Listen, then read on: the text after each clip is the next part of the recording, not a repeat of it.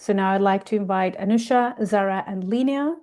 Anusha Kassan is an associate professor at UBC and holds a high impact position in child and youth mental health. Her research focuses on the impact of immigration across different communities, informed by a social justice lens. Zahra Halavani holds a master's degree in developmental psychology from Simon Fraser University.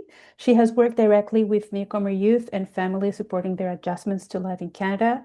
And Linnea Kalchos is a PhD candidate in school and applied child psychology at UBC and is currently a clinical child psychology resident in Hamilton, Ontario. Her research focuses on newcomer young women's experiences of school integration.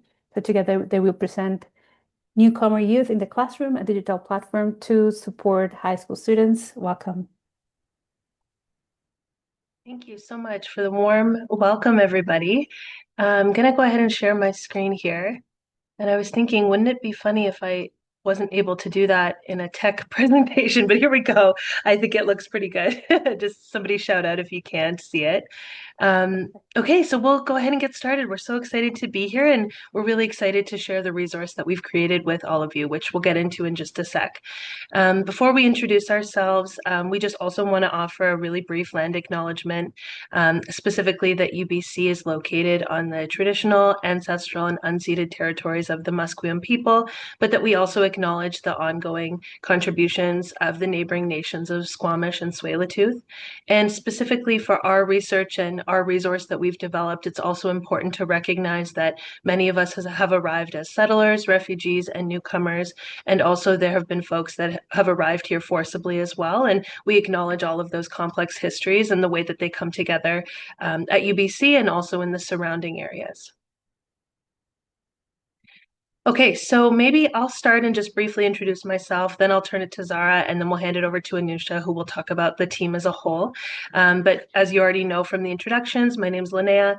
I'm a PhD candidate in school and applied child psychology, and also doing a clinical residency. Hi everyone, my name is Zahra and I'm a master's graduate in developmental psychology and I joined Dr. Kassan's research group a couple of years ago and I had the honor to be working on these platforms for several years and I'm glad to be here today. Hi, everyone. Thank you for that lovely introduction. It's nice to see folks here today. My name is Anusha. I am a faculty member in School and Applied Child Psychology at UBC. While I was the project lead on this platform, Linnea and Zahra are the teacher experts who contributed a lot of knowledge and time to developing this platform. And we also had support from Jeff and Erica, who helped develop the modules that we're going to talk to you about today. And our team continues to expand. Do we have a slide for our current team? Yeah, so at this point, we're working on disseminating the platform, part of what we're doing today. And we have some additional help from Jason and Sophia doing that. So I think I'm just going to give you a little bit of brief research on how we came up with this platform, but spend most of the time in the platform because that's really the interesting piece. I have been doing research on this concept of school integration for about 10 years, and we'll get into what school integration means, but it's really the process of helping youth who are new to Canada integrate into a new system once they've arrived in various cities in Canada. And we know that there are a lot of challenges that accompany this transition. A lot of the research, we have actually plenty of research on immigration from different fields, but what we don't have is person-first qualitative arts-based research from newcomer youth themselves. So that's where we've been putting more and more of our focus over the years. And so the platform we've developed is based on 10 years of qualitative research with newcomer students in high school and early university. And we're excited to show you that product. Okay, thanks, Anusha. So I will chat to you about the digital platform. We're so excited to show you. So this is something that we created. It's a free research-based toolkit for educators. It's got a flexible design as well. So we intentionally designed the platform to be adaptable to different classroom needs. There's lots of different opportunities to like modify lessons, lots of like breakout activities for students to kind of get engaged. There's also didactic content. And another kind of core feature of why we designed this digitally, I'm sure a lot of you can appreciate, is its reach to all of BC. So the fact that it can go into rural and northern communities, even communities like that where there are newcomers moving, but they may not have access to traditional like learning platforms or that kind of thing. Because it's digital, they can access ours, which is great. The platform does include 6 digital literacy lessons. So the idea is that it is 1 week of sort of lessons for teachers to use, or it can be multi-week use as well. So if they want to do one at a time and kind of space it out, that works as well. Each lesson is designed to be roughly 45 minutes. Again, it's very flexible and teachers can modify it to what suits them best. And we did align the platform with curriculum standards for British Columbia, specifically the grade 9 social sciences curriculum. But again, teachers are welcome to use these resources either maybe with younger grades, kind of grade 8s or grade 10s, and modify them as they wish to suit the needs of their classrooms. So there are 6 modules that we're going to talk about really briefly. I wish we could show them all to you. I've only picked one to kind of show, but they sort of go through all of the different pieces that have come out in the research. So the team did an extensive literature review in addition to Dr. Kassan's work, my own work, Zahra's work, and we looked at all of the different themes that have kind of come out of this newcomer research and the different things that we wanted to capture in the modules. So there's 6 of them. The first really focuses on identity, and then we noticed that we had so much content in the identity module that we felt we needed to talk about resilience as well. So that became its own module, the second one. Then we went into school, so talking about how newcomer youth experience school integration more specifically. The next talks about the role of family in the integration process and the importance of family for everyone, but especially in the journeys of newcomer youth. We also talked about community and the role of community members, community organizations, and welcoming or not welcoming newcomer youth and how that impacts them as well, and recognizing that a school is a piece of a much larger community. And then lastly, because we are a social justice oriented team and we've infused a little bit of that in the modules as well, we did include a piece on advocacy and why it matters, again, for newcomer and for non-newcomer students. Okay, so getting into each of those 6 modules, they all follow a very similar structure. So they start with an introductory video from one of us. Then they go into some didactic content. Again, this is drawn from research and from the literature review, and they talk about all of those things. Then we have some activities, worksheets for students. Some of them are interactive within the module as well, and I'll show you one today that looks like that. We've also created our own videos for each of the modules that are embedded in there, which is cool. We wrote the scripts, and again, they're based on evidence. We also designed a teacher manual accompanying each module, which I also think is a cool feature about this. So I don't have time to show you the teacher manual. You're welcome to take a look on your own, but essentially it goes through each of the modules, highlights all of the curriculum standards for teachers, talks about pedagogy and ways to sort of instruct and to use the modules, and gives more resources for teachers who are interested in that as well. So it's really meant to be a support guide. We also have included a final project or portfolio that teachers can choose to use or not, and there's always references for further reading, both in the manual and in the modules. Okay, so I'm going to show you the platform. If anyone is interested in kind of following along, or if you want to take it and use it later, have a look, you're welcome to scan the QR code. I'll just pause for a couple of seconds while folks do that. This is accessible on mobile devices and computers, and you'll see it on your mobile if you're scanning it now, which is another good feature of the platform. It can be accessed anywhere. All right, so I'm going to actually stop sharing so that I can reshare with audio so we can hear these videos.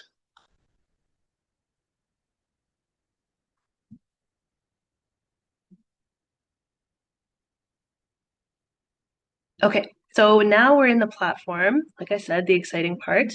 So when you arrive on the landing page, you're going to see this. You'll just click Start Module, and then it'll take you in. It also gives you a whole sort of outline here of all of the different modules that we've created, and you can kind of jump around if you know where you're going, especially if you're a teacher who's maybe picking this up again and you know where you're going back to. But for us, we're going to start at the beginning, so we can take a look. And then it goes right into the resource here. So on the left-hand side, you've got all the different modules. It also shows you how complete, how far you've worked through the modules and through the resource. And it also shows you, again, you can jump around and look at all the activities, look at all the different modules if you scroll through on the side. It starts with a land acknowledgement, just like everything we do, and there's a video here for this as well. And then it goes right into some of the content. So embedded in the resource, important, I think, for everyone to recognize, we talked about our arts-based work. The art that's embedded in the resource is taken from the research projects with Newcomer youth themselves, which is a really cool feature. So you'll see a lot of art in here. It's inherent to the work that we do. And yeah, it just kind of supports our points here. As you go through, there's lots of didactic content. This is our model of integration. I'm sorry, it's a little bit stretched on your all screen, but this is one of the interactive components of the resource. And students and teachers can actually click and they can learn more information about each piece of the model of school integration. And then the hope as well is that they're starting to make connections between this and the different modules that they're seeing on the side. Okay, in the interest of time, like I said, I wish I could show all of it to you. I picked the school module to show you because it features a lot of the different things we've been talking about. So when you arrive in the school module, you come to the first video. Zahra's given me permission to show this. She's being very brave. This one features her talking. I'm not going to show you the whole thing, but just a couple minutes so you get the idea of what an intro video looks like. Hello everyone, my name is Zahra. I'm a graduate student studying psychology. I immigrated to Canada 3 years ago with my family to pursue my education in this country. The last 3 years have had lots of ups and downs for me and my family. I learned a lot of new things, had unique experiences, and discovered myself. Okay, so we'll make you watch her whole video, but all of them feature us sort of giving an introduction to the module. And then as you scroll down, you've got more art. You've got lots of content here for teachers or for students to read independently about school and its role in shaping the integration of newcomer youth. And then we'll click continue here. We've got a little video. This I will show you. Here we go. I'll make it big too. So this is one of the videos we created. Canada is one of the most popular destinations for young newcomers. Every year, thousands of people from around the world migrate to Canada for various reasons. The stories that follow are from actual newcomers who recently immigrated to Canada. Hi, I'm Araceli. I am an 11th grade Mexican newcomer student. I migrated to Canada with my parents when I was 9 years old to escape the possible violence that threatened our safety and increased our quality of life. I was born in the United States, raised in Mexico, speak English and Spanish fluently, and identify with the Catholic faith. In my spare time, I practice traditional Mexican dance and participate in a technovation group.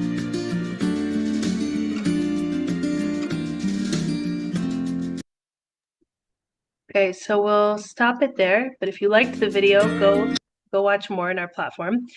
Couple pieces quick to highlight is just that these stories, again, are taken from our participants, so they're real de-identified stories. And also throughout the module, you know, we try to take an intersectional approach as well, and so you'll notice that the content and even the stories that are being shared talk about the different aspects of the identities of these students. Okay, I'm going to wrap up here in just a sec. I'm coming to my time, but again, just wanted to show you a little bit of what the content looks like as you scroll through. This is an example of what an activity would look like. So it's got the little timestamps for teachers to use. You can click start.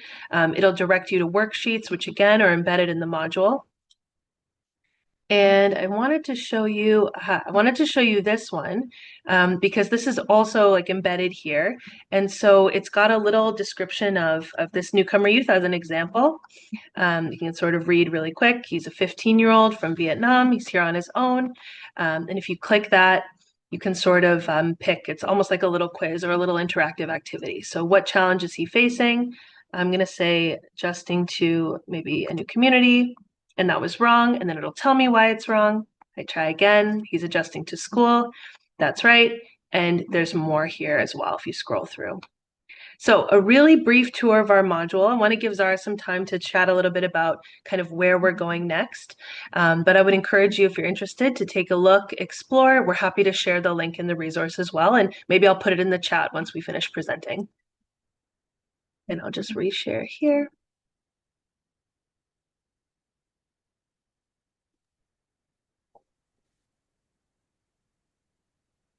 Okay, Zahra, I'll turn it over to you. Thank you. Thank you so much, Linnea. It was a great presentation on the platform. Our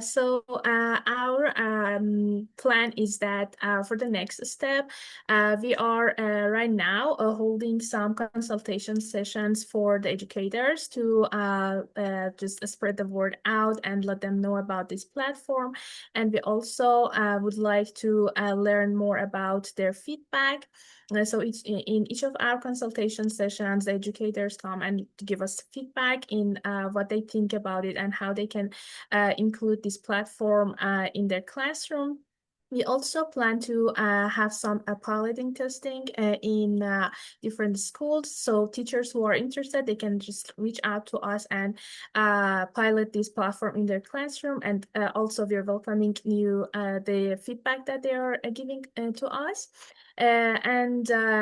We are also planning to spread the word in different conferences and publishing papers based on that, so that different people can have access and knowledge about what this platform is, and if they are interested to use it in their classroom. We would also like to thank our partners that help us to create and build this beautiful platform, the Elizondo Virtual Learning Center, and for all of their help to us to create this platform. Yeah, I guess that's it. Thank you so much, Anusha, Zahra, and Linnea, for the presentation of your resource. I would like to invite everyone now to ask questions or add to the conversation. And as always, if you prefer to use our chat, please feel free to do so, or raise your hand with the hand function to talk, or turn on your microphone and ask the questions. I see Linnea has shared the link to the platform on the chat. Melody, please go ahead. Hi, thank you so much for that presentation. That was really great to see the platform. And I was really curious about the art that really struck me. So just can you tell us a little bit more about the role of art and creativity in helping newcomer youth with integration?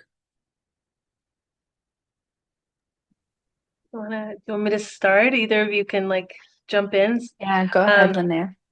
I feel like I get this question so often, just like talking about research and the work that we do. So sometimes people think that when we use art with newcomer youth, that it is like a form of therapy or a form of like supporting integration. And the answer is like kind of yes and kind of no. So it's not intentionally like a program, or it's not anything that facilitates integration. However, we get a lot of feedback from the newcomer youth that we work with that while participating in our research and creating art about their experiences, kind of through that process, they start to make more sense of their integration process. They're integrating that within themselves, and continuing to kind of move through that. Another cool piece of the work that we do, we use like an arts-based engagement ethnography. That's the big fancy research title for it. But it essentially just involves the creation of the art, the focus groups, the individual interviews. One of the best parts of it is that at the end, the newcomer youth themselves present their artwork, they present their stories and talk about these things in their communities as well. So I don't know that I've answered your question. It's kind of like, it's a good process in general. We get good feedback, but the art in our case really facilitates them sharing their stories. It's one kind of multimodal method that allows us to do that. Does that make sense? Would anybody like to add anything? I'm just getting an idea now that like we could integrate an art-based activity in the platform. We have worksheets, we have card games, but another modality could be some of the feedback that we're getting is that the platform could be more visually appealing with different graphics or photos. So maybe, anyways, thank you, Melody. That just got me thinking now. Yeah, that's really cool. Thank you. Natasha, please. Yeah, thank you for this presentation. As Melody said, it was really great to actually look into the platform and components of it. And you talked about educators as your primary audience, and so which and you talk about K to 12 or the high school. Who else is your audience, and how do you see them learning this? Is it an individual envisioned as an individual kind of going through it? Or do you think it would be better for them to maybe get together and learn? Or is it for students as well? Mm. Yeah, I think our intention would be for teachers to use it in the classroom, Mm-hmm. and they could use it with like newcomer and non-newcomer students, right? Because part of the identity modules at the beginning is to help folks dive into their cultural background and to understand that we are all intersecting diverse people at different generations of immigration, possibly, or indigenous to the land and the country. So I think in order to get there, this is where we need more conversations like this, more demonstrations at conferences, maybe even like some time in professional development spaces for teachers in different school districts. And I've started having conversations with Karen and the TEO, and maybe this is something that could be helpful for pre-service teachers, and maybe they could bring it in as an activity or an assignment. So we have lots of ideas. We just have to kind of get it in the right spaces so that it could start being used. Mm-hmm. Because I can see it definitely for pre-service teachers or teachers who are who need to understand the complexity, right? All the elements of someone who is new to the country. And I can see pieces of it shared with the classroom, but not the whole, right? Because I don't know whether the students would be so much engaged into every component unless it's spread out or somehow integrated with Yeah. the rest of the class, whatever it is, the subject area. Yeah, thank you. Thanks for your question. There's another question in the chat. Allison asks, given that newcomer youth come from diverse backgrounds and have varying digital literacy levels, what key considerations would you recommend other teachers keeping in mind when adopting this platform to ensure it effectively supports the students and facilitates the interactions between newcomers and their peers? Excellent question. Yeah, very good question. We actually had that question on Tuesday during the live demo. I don't know, do you want to answer, Zahra, or I mean, I can talk all day, Yeah, but sure. just want to spread the. Yeah, I think, yeah, as Anusha said, I guess we had this question in our in-person presentation as well.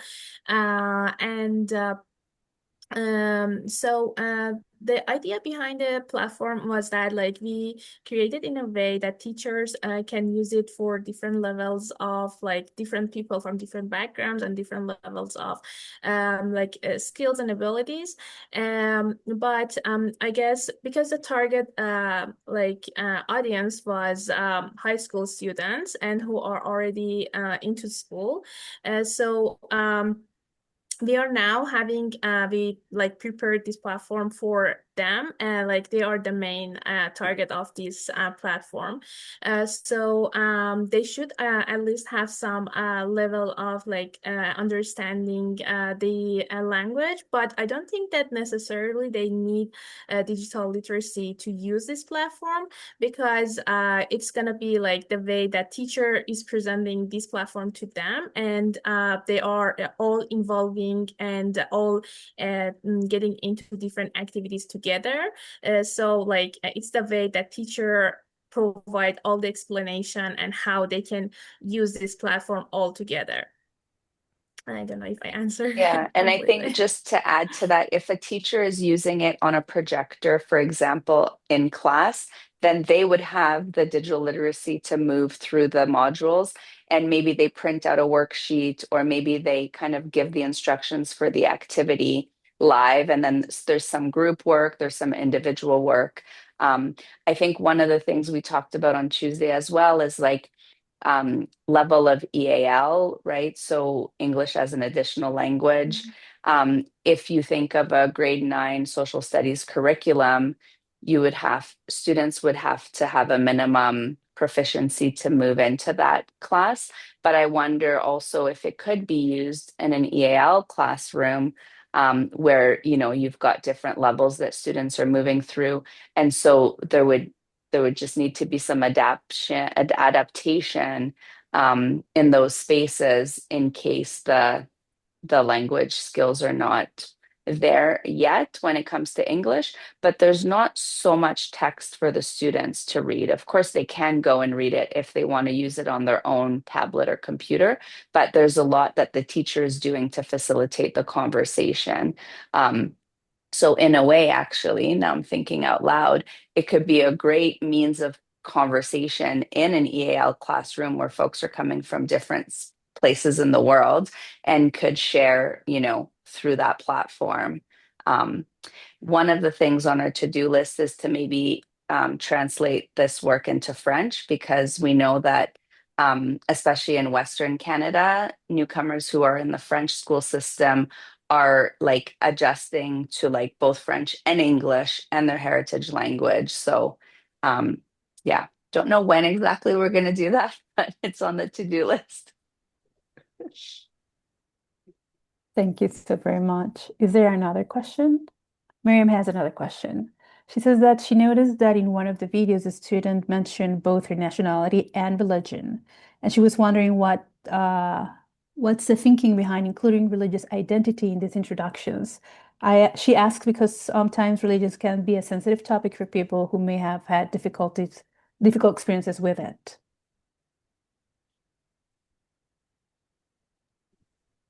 Maybe I can contextualize it a little bit, and then if my co-presenters want to add, feel free. I wish we could have had time to watch that whole video. So all of the students sort of share different aspects of their identity, and it happened to be that the first one wanted to mention their religious affiliation as well. These are like real participants, so we sort of went through and we used kind of what they wanted to share and offer, but also knowing that it can be a difficult topic for folks. And we also have an activity later or in a similar place.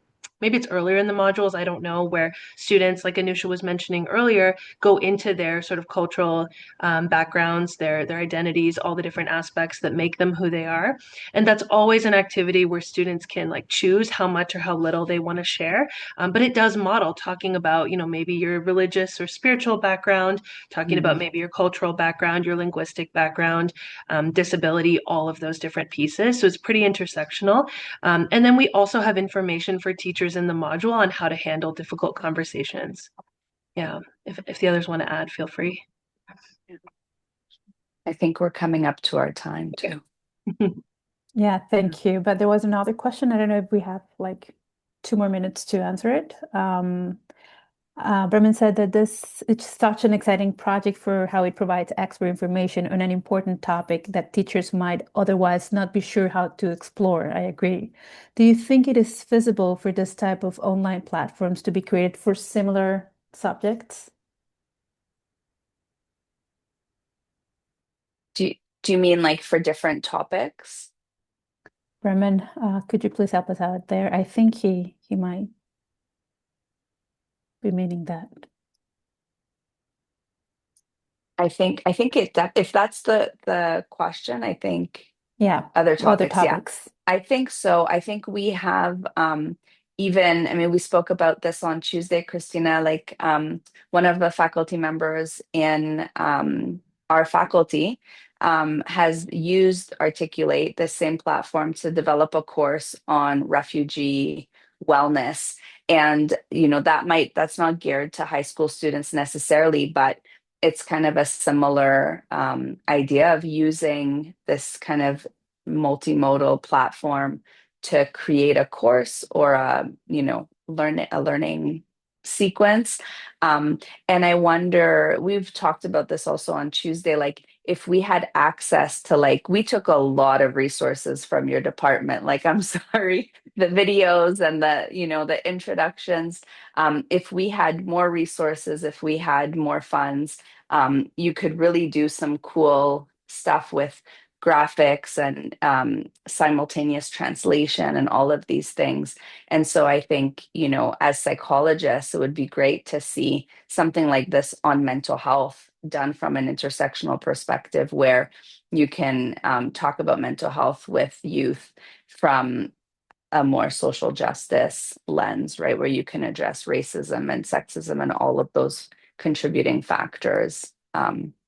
Yeah, I'll let the next generation of psychologists do that. Well, thank you so very much, Anusha, Zahra, and Linnea, for sharing this important digital platform and for the decade of research supporting newcomer youth. So thank you for being here, and we hope to be more in contact afterwards as well.